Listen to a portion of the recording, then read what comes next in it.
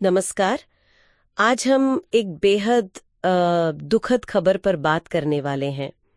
15 जून 2025 को उत्तराखंड में गौरीकुंड के पास एक हेलीकॉप्टर क्रैश हो गया और इसमें एक बच्चे समेत 7 लोगों की जान चली गई। जी, बहुत ही दुखद घटना ये आर्यन एविएशन का बेल 407 हेलीकॉप्टर था। अच्छा। हाँ, केदारनाथ से गुप्त काशी जा रहा था और सुबह सुबह करीब 5:30 पर उड़ान भरने के कुछ ही देर बाद यह हादसा हुआ।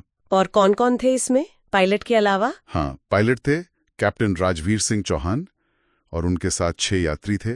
विक्रम रावत, विनोद देवी, दृष्टि सिंह, राजकुमार जायसवाल, उनकी पत्नी श्रद्धा जायसवाल और उनकी 2 साल की बेटी काशी। बहुत दुखद। 2 साल की बच्ची भी? हे भगवान। और खबरों में यह भी था कि दुर्घटना के बाद आग लग गई। जी हाँ, आग लगने से शव काफी बुरी तरह जल गए थे।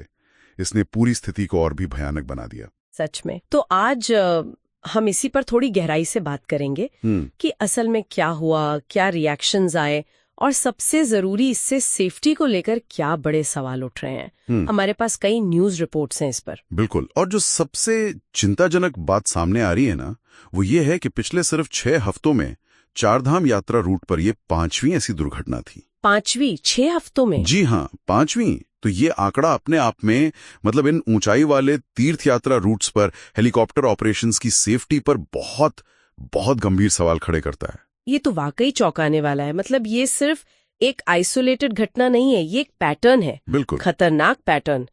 तो शुरुआती जांच में क्या लग रहा है, इस ताजा क्रैश का कारण क्या हो सकता है? देखिए, जो शुरुआती रिपोर्ट्स हैं वो तो खराब मौसम और जीरो विजिबिलिटी बिल्कुल धुंध को जिम्मेदार बता रही हैं। अच्छा।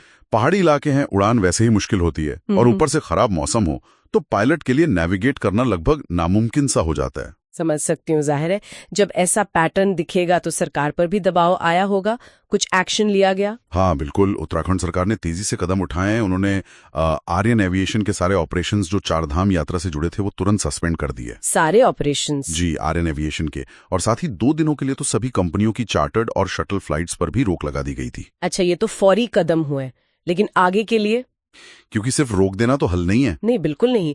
मुख्यमंत्री पुष्कर सिंह धामी ने एक हाई लेवल जांच के आदेश दिए हैं और साथ ही भविष्य के लिए सख्त सुरक्षा नियम बनाने के निर्देश भी दिए हैं। जैसे कि? किस तरह के नियम? इसमें खासतौर पे ये बात है कि सिर्फ ट्विन इंजन यानी 2 इंजन वाले हेलीकॉप्टरों का ही इस्तेमाल हो। हाँ, ये तो जरूरी लगता है। बिल्कुल। और मौसम का जो पूर्वानुमान है उसका असेसमेंट और बेहतर हो। और सिर्फ अनुभवी पायलट्स को ही इन मुश्किल रूट्स पर उड़ाने की इजाजत मिले, इस तरह के उपाय। ये ट्विन इंजन वाली बात पर जोर क्यों दिया जा रहा है, इसका क्या खास महत्व है यहाँ? देखिए, पहाड़ी इलाकों में मौसम का कोई भरोसा नहीं होता, कभी भी बदल सकता है।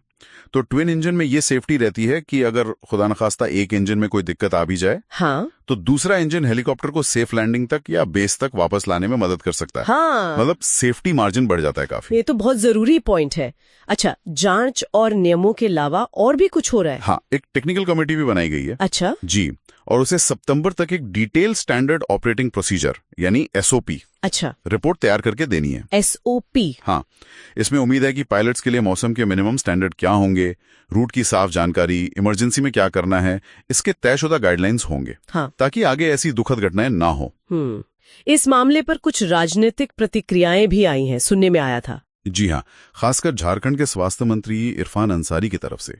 उन्होंने इस घटना पर दुख तो जताया ही, साथ ही केंद्रीय नागरिक उड्डयन मंत्री राममोहन नायडू के इस्तीफे की मांग भी की है। इस्तीफे की मांग? हाँ, उनका मेन तर्क यही था कि जब बार बार हादसे हो रहे हैं तो ऐसे मुश्किल और ऊंचाई वाले इलाकों में सिंगल इंजन हेलीकॉप्टर क्यों चलाए जा रहे हैं। उन्होंने भी तुरंत डबल इंजन वाले विमानों को अनिवार्य करने पर जोर दिया। तो ये पूरी बहस घूम फिर कर वहीं आ जाती है, सेफ्टी उपाय और निगरानी, खासकर ऐसे मुश्किल इलाकों में। बिल्कुल।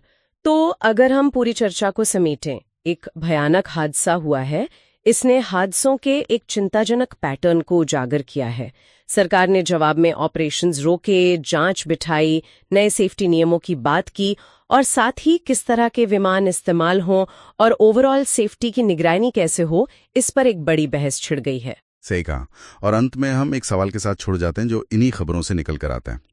क्या ये जो नई एसओपी सितंबर तक आएगी वो वाकई इन चुनौतीपूर्ण हालात में भविष्य की त्रासदियों को रोकने के लिए काफी होगी, या फिर पहाड़ी इलाकों में एविएशन को रेगुलेट करने में कुछ और गहरी सिस्टमिक चुनौतियां जिन पर ध्यान देने की जरूरत शायद अभी बाकी है।